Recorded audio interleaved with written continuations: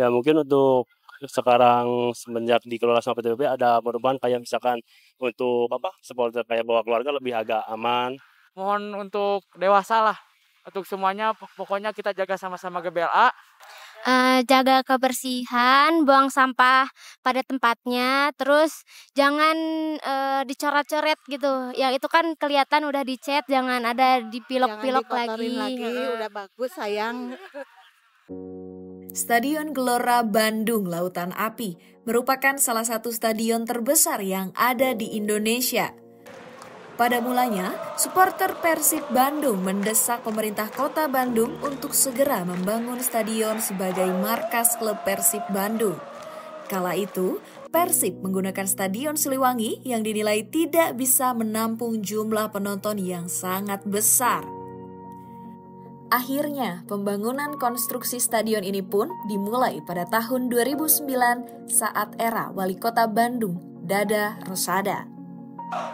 Dengan kapasitas 38.000 penonton dan menelan anggaran 1,1 triliun rupiah, diharapkan GBLA akan menjadi stadion bertaraf internasional dan mampu menampung animo bobotoh di kala mendukung Persib. Namun, setelah peresmian Stadion GBLA, berbagai masalah pun datang hingga akhirnya stadion ini tidak bisa digunakan seutuhnya oleh tim Persib Bandung. Setelah berbagai drama yang mewarnai penggunaan Stadion GBLA, mulai dari izin yang sulit turun dari kepolisian, masalah hukum, hingga sorotan publik karena perawatan GBLA dinilai minim.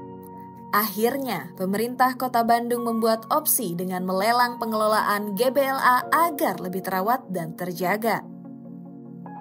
Pada 3 Juli 2024, akhirnya PT PBB menang tender stadion yang berada di kawasan Gedebage, Kota Bandung itu. Kami pun berbincang bersama Kepala Bidang Pembinaan dan Infrastruktur Olahraga Dispora Kota Bandung, Bapak Hendy Maulana Yusuf, terkait alasan utama Pemkot Bandung melelang Stadion GBLA. Saat berbincang bersama kami, Hendy menjelaskan biaya pemeliharaan yang tidak murah membuat Pemkot akhirnya melelang pengelolaan stadion yang kala itu menghabiskan anggaran sebesar 1,1 triliun rupiah. Alasan yang paling krusial memang ini seperti sarana olahraga yang dimiliki pemerintah. Pada dasarnya kita terkendala di pemeliharaan. Jadi ketika GBLA ini menjadi dikelola oleh Dinas Pemuda dan Olahraga, memang permasalahan yang utamanya adalah pemeliharaan.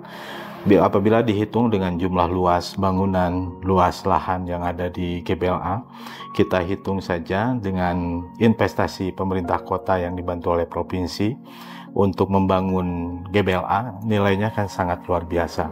Sehingga apabila dikalikan dengan nilai investasi atau nilai pemeliharaan yang harus dikeluarkan tiap tahunnya itu sangat besar, di atas 10 miliar. Bahkan sampai 12 miliar. Dan ini merupakan satu kendala bagi pemerintah kota, sehingga kita mencoba untuk mereduksi, mengurangi bagaimana pemeliharaan ini tidak hanya menjadi tanggung jawab dari pemerintah kota, tetapi bisa berkolaborasi dengan pihak-pihak yang lain. Dalam hal ini mungkin karena di dalam Permendagri 19 tahun 2016 yang dulu dipakai, yang sekarang sudah berubah menjadi Permendagri nomor 7 tahun 2024 tentang pemeliharaan bangunan milik daerah, ini kita lakukan cara yang dilakukannya dengan cara kerjasama pemanfaatan. Dalam proses lelang pengelolaan Stadion GBLA, akhirnya PT PBB pun dinilai layak mengelola stadion berkapasitas 38.000 itu. Kemunculan PT PBB bukan dipilih, jadi ini merupakan hasil dari pelaksanaan tender yang dilakukan oleh pemerintah kota. Jadi pada dasarnya tender kerjasama pemanfaatan GBLA ini, Stadion GBLA ini terbuka untuk siapapun yang pihak swasta dan pihak-pihak lain yang akan melakukan KSP atau kerjasama pemanfaatan.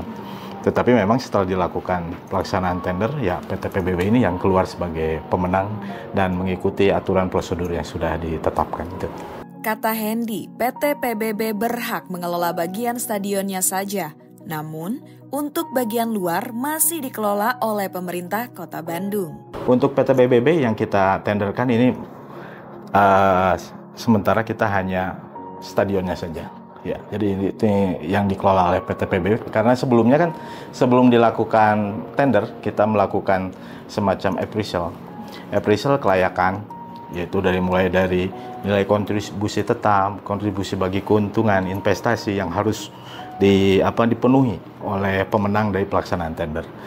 Nah, ini setelah kita hitung bahwa nilai investasi, nilai kontribusi tetap, dan nilai kontribusi bagi keuntungan yang visible, yaitu untuk hasil hitungan itu adalah stadion GBLA.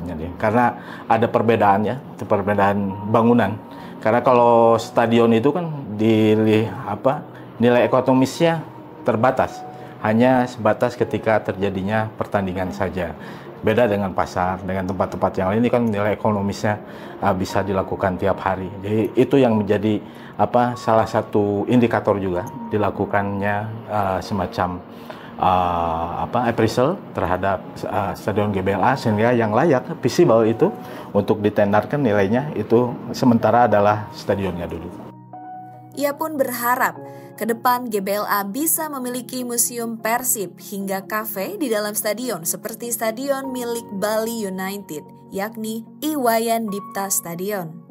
Jadi GBLA ini memang sudah didesain dari awal itu adalah sebagai salah satu stadion yang memang saat ini paling besar, representatif di Indonesia, sehingga keinginan dan harapannya terus berkembang. Tetapi tetap dengan awalnya dibangun dari stadion GBLA ini adalah ditujukan untuk supporter bobotoh Persib agar nyaman, tenang, enak lah gitu untuk menyaksikan Persib ketika bertanding. Nah, ini sebetulnya sudah tercipta. Nah, ini untuk sport tourismnya sudah terbentuk. Nah, ini mudah-mudahan dengan dikelola PT PBB, stadionnya nanti ada inovasi-inovasi lanjutan. Misalnya di stadion itu seperti di luar negeri ya, dibuatkan semacam museum untuk sejarah dari Persib, atau juga bisa seperti saya pernah melakukan kunjungan ke stadion di Bali, Iwayan Dipta yang di dalamnya ada kafe ya. Jadi nonton bobotoh atau supporter bisa nonton di dalam kafe. Ya, jadi ini mungkin pengembangan selanjutnya. Nah, untuk pengembangan yang keluar dari stadion, nanti kita bisa bekerja sama. Intinya stadion itu selain stadionnya, lingkungan di stadion GBLA juga bisa memberikan manfaat, terutama untuk para pemuda tentunya. Bagaimana bisa berkreasi di kawasan stadion GBLA ini. Hampir mirip lah, kita inginnya seperti di Gelora Bung Karno lah. Jadi berbagai aktivitas bisa dilakukan oleh masyarakat terutama untuk berolahraga, mengembangkan kreativitas pemudanya juga bisa dilakukan, dan itu mungkin terbentuk dan tercipta sport turisme secara utuhnya. Penurunan tanah GBLA diprediksi akan terus terjadi. Namun, Hendy menilai GBLA dibangun oleh para ahli yang paham dengan kondisi tanah eks Danau Purba itu.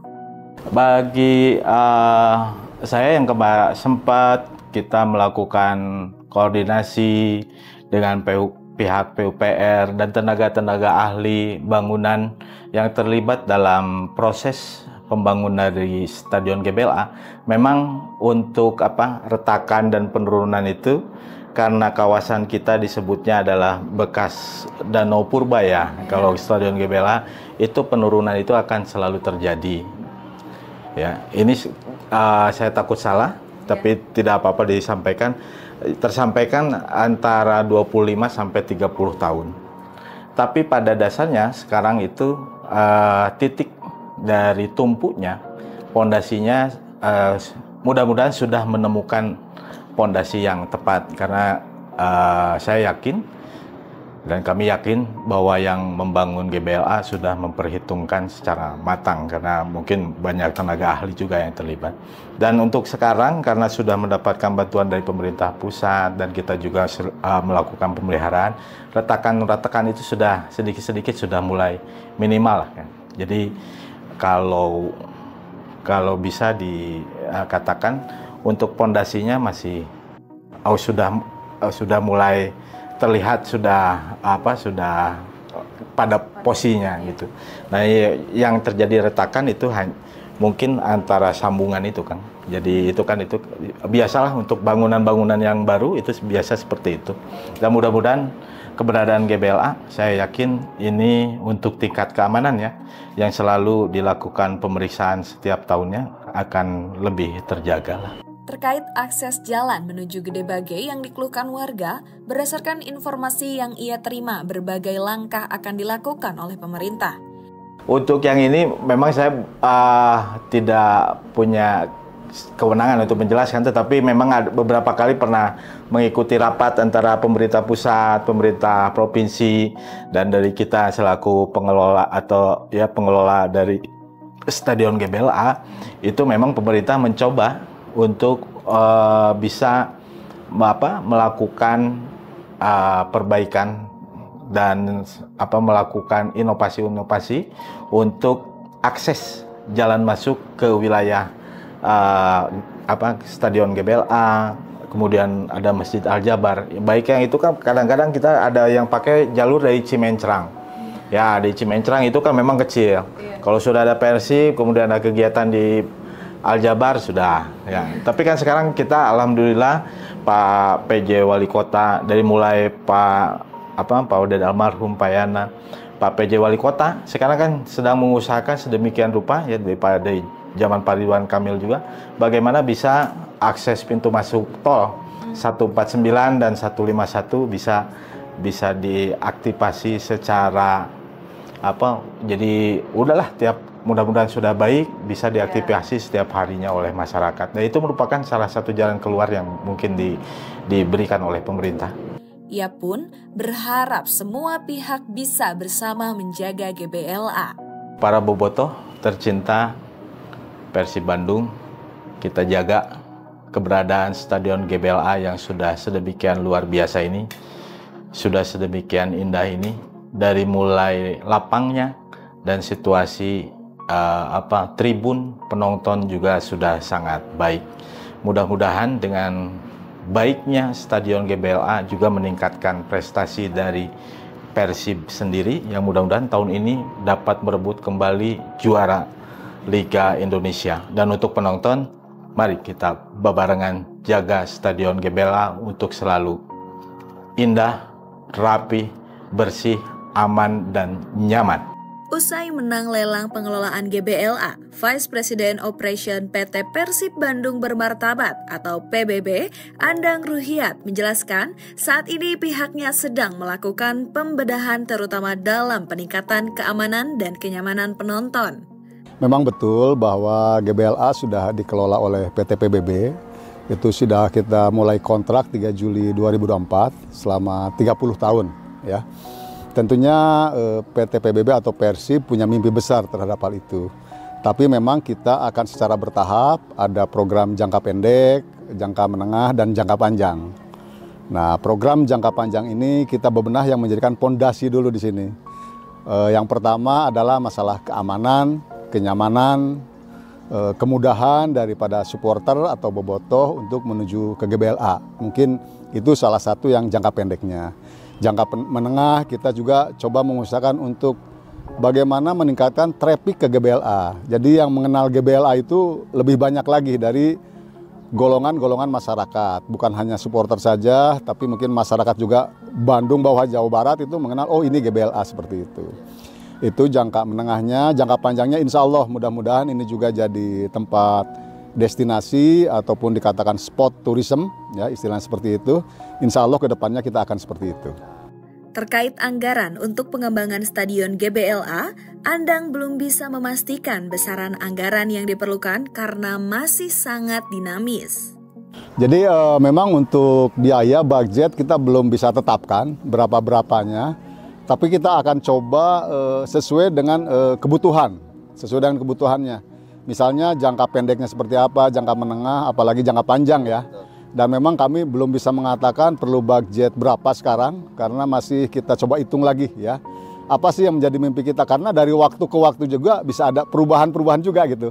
Ini yang harus kita sesuaikan secara anggaran dan biayanya. Tapi insya Allah bahwa kita siap untuk coba mempercantik atau menjadikan lebih baik lagi GBLA ini.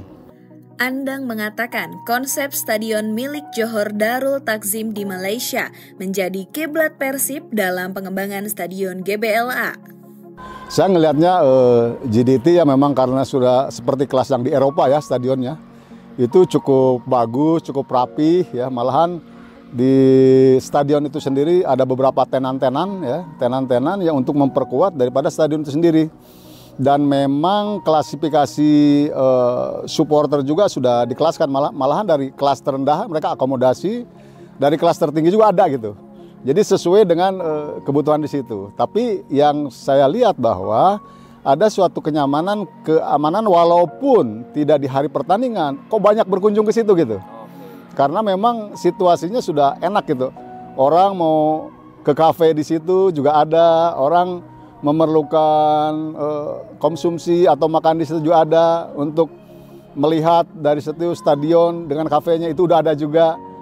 Ini terus secara sistemnya juga mereka sudah cukup baik, dari perparkirannya, dari bagaimana supporter itu masuk ke gate gitu kan, dan kenyamanan itu yang mungkin saya melihatnya itu lebih baik lagi ke depannya. Menjadi salah satu percontohan ya. Iya, menjadikan salah satu ya mimpinya apakah bisa seperti itu atau tidak. Betul. Tapi minimal kita punya mimpi dulu lah. Ia menjelaskan, penyekatan ketika ada penonton yang akan masuk ke GBLA akan terus dilakukan agar meminimalisir penonton tanpa tiket hingga pengelolaan waste management menjadi konsen PT PBB.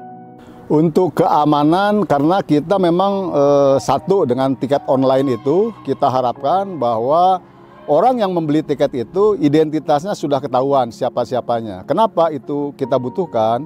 Karena identifikasi itu adalah salah satu kami bagaimana supaya supporter itu bertanggung jawab terhadap nonton di sini. Dan kita juga di sini di GBLA ini sampai ring 4 ya, 4 ring.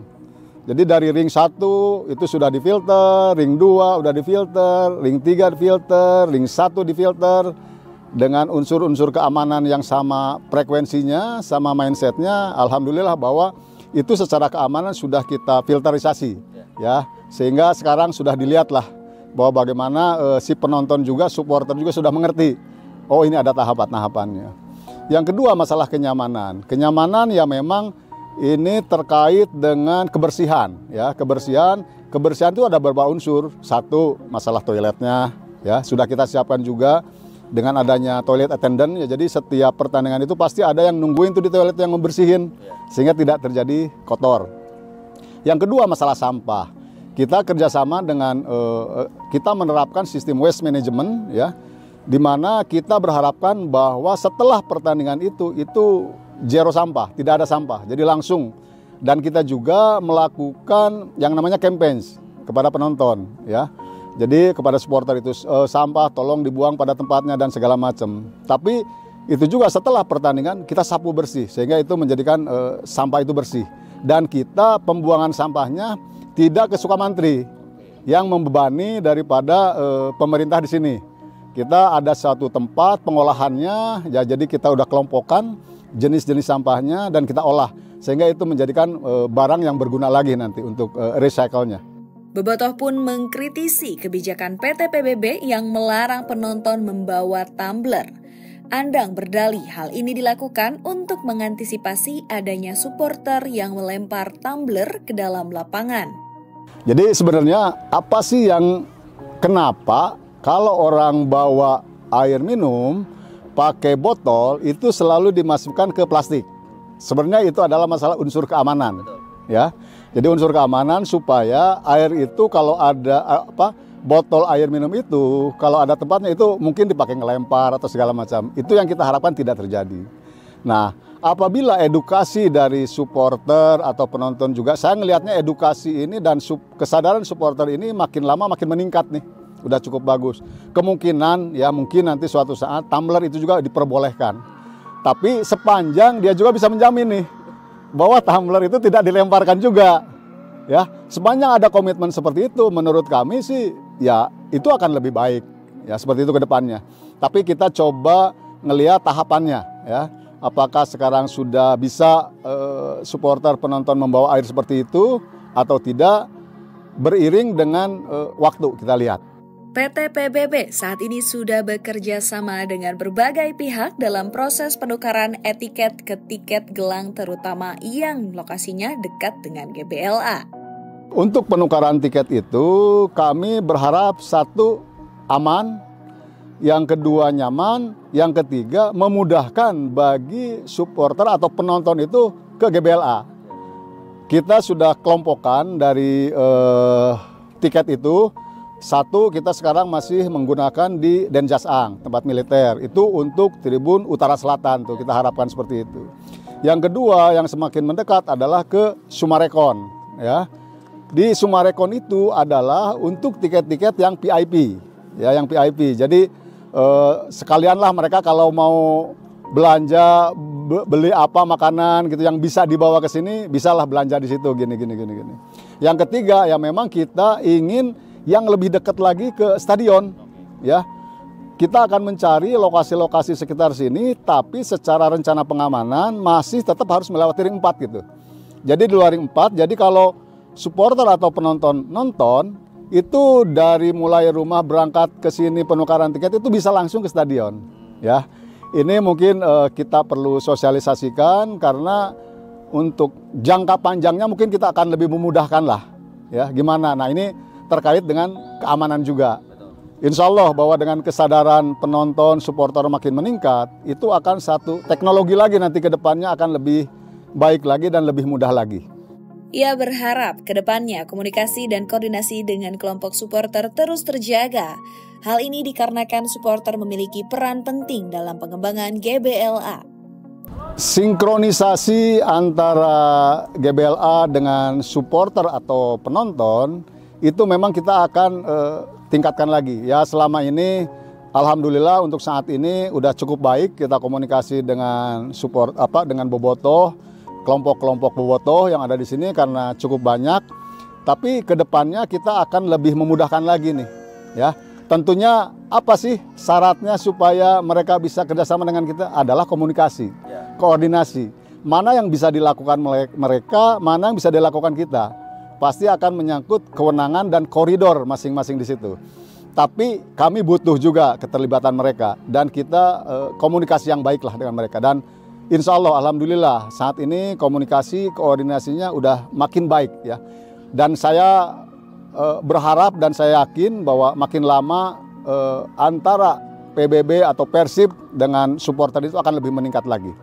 Saat ditanya soal training center Persib, Andang mengatakan saat ini hal itu masih dalam tahap perencanaan dan PT PBB sendiri sudah memiliki lahan di samping GBLA untuk dibangun training center.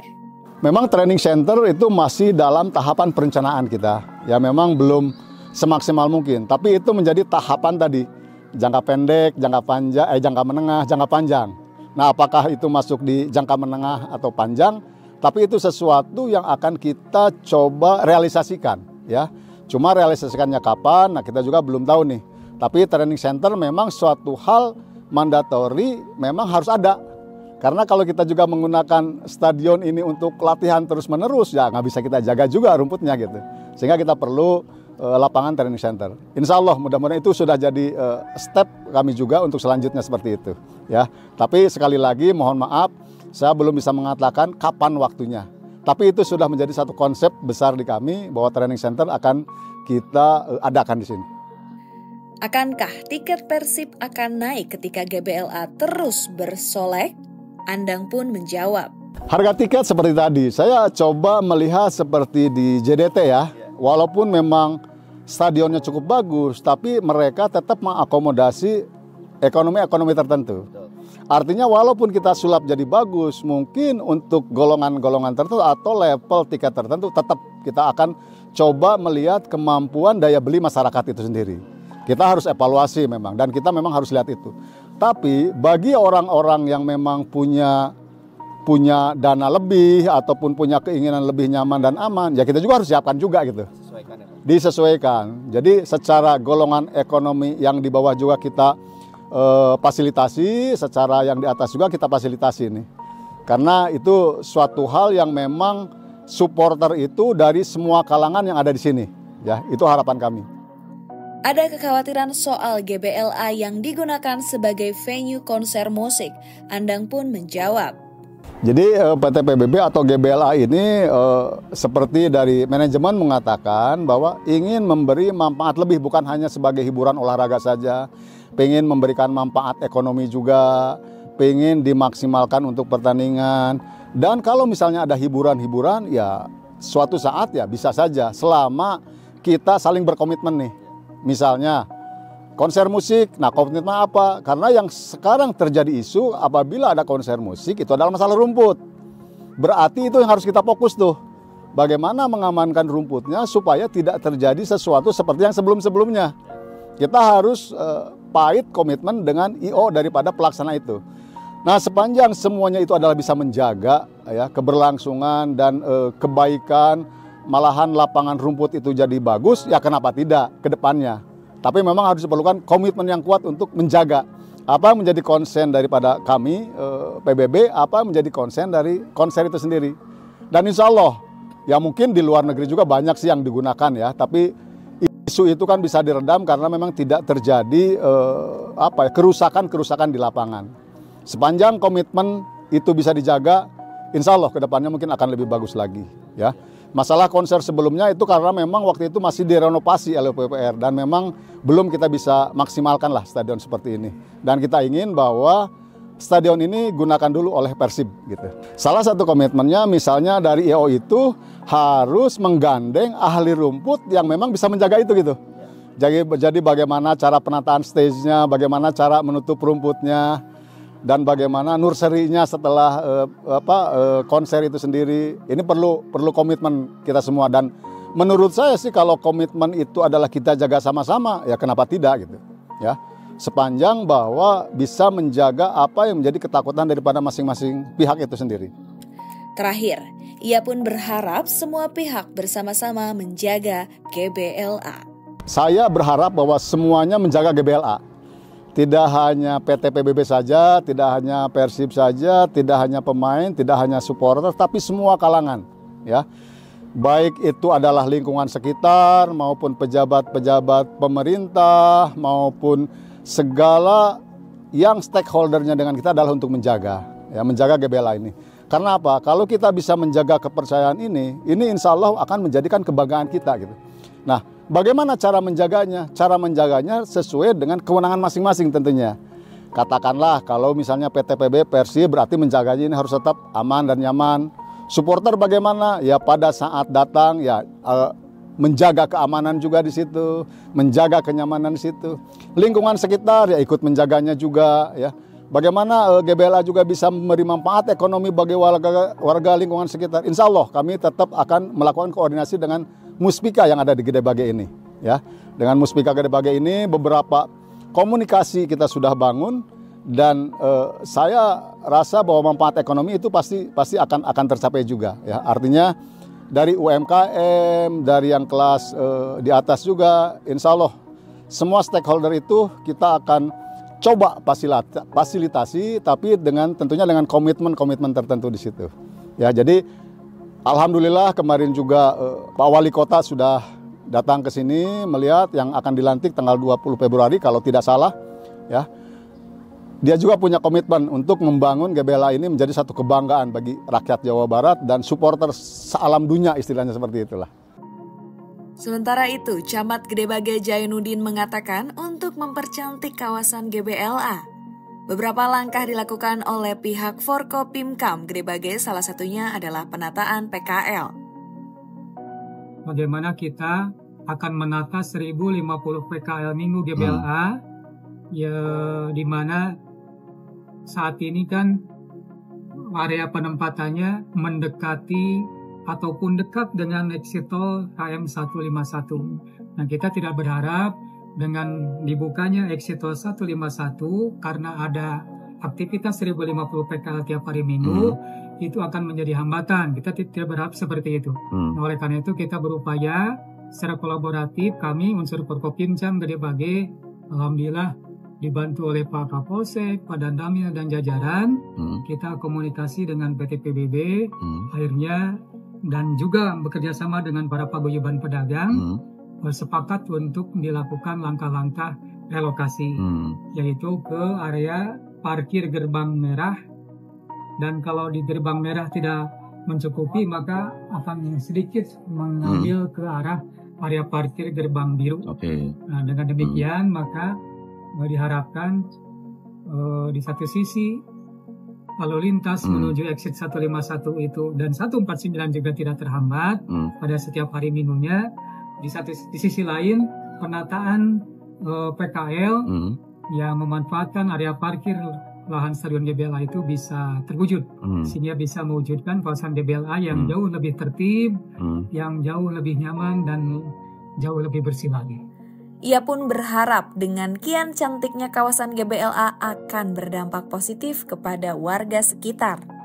Diaktifkannya Stadion GBLA dengan berbagai event yang dilaksanakan setiap saat gitu ya, tentunya dapat membawa pengaruh positif buat perkembangan wilayah gitu ya, baik dari sisi ekonominya gitu ya, karena kita tahu ketika ada pertandingan bola banyak aktivitas ekonomi yang bergeliat di sekitar stadion gitu ya, dari mulai para pedagang dan alhamdulillah para pedagang pun pada saat gelaran pertandingan khusus warga Kecamatan Gede Bage telah diakomodir oleh PT PBB dengan diberi kesempatan berjualan di area gerbang biru dan gerbang merah. Nah, nanti itu akan dikoordinir oleh Ketua Karang Taruna Kelurahan Rancanumpang Kecamatan Gede Bage, yaitu Kidalang sebagai koordinatornya. Dan itu nanti ada koperasi apa ya? Nah, kalau koperasi nanti berbeda dengan PKL Minggu. Kalau koperasi itu diarahkan kepada PKL hari Minggu saja. Ya, yang 1050 itu. Nah, kalau yang PKL pada saat ada gelaran pertandingan itu kan hanya apa ya? Hanya pada saat pertandingan saja. Gitu. Betul. Nah, kalau setiap hari Minggu berbeda PKL-nya. Kalau setiap hari Minggu itu kan 1050 PKL. Nah, itulah yang akan kita tata, yang akan kita nanti satu pintu kan dalam pengolahannya antara PT PBB dengan para pedagang, mungkin lewat koperasi itulah salah satu di antaranya. Tentunya kita menanti seperti apa gebrakan PT Persib Bandung bermartabat untuk menyulap Stadion GBLA menjadi stadion terbaik. Bukan hanya di Indonesia yang akan terus kita nantikan. Selain itu, sebagai masyarakat ada baiknya kita bersama merawat dan menjaga Stadion Gelora Bandung Lautan Api sebagai rumah bersama kita.